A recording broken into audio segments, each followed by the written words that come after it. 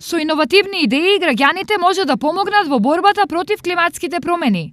Можност да ја зајакнат урбаната отпорност и да реализираат климатски предизвик имаат сите креативни граѓани. Критериумите за аплицирање подразбираат дека секој индивидуалец во нашата држава, што е граѓанин на Република Македонија, има право да аплицира, без разлика дали представува компанија, невладина организација или пак е самиот како индивидуа.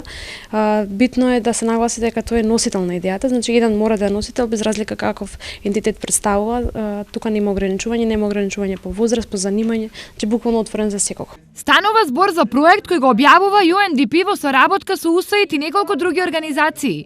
А крајната цел е намалување на загадувањето, цврстиот отпад и заштита на зелените површини. Темата на овој климатски предизвик е урбана отпорност и климатски промени, односно сакаме идеите кои ќе пристигнат на нашата адреса да ја зголемат урбаната отпорност на нашите градови и да ги намалат последиците од климатските промени.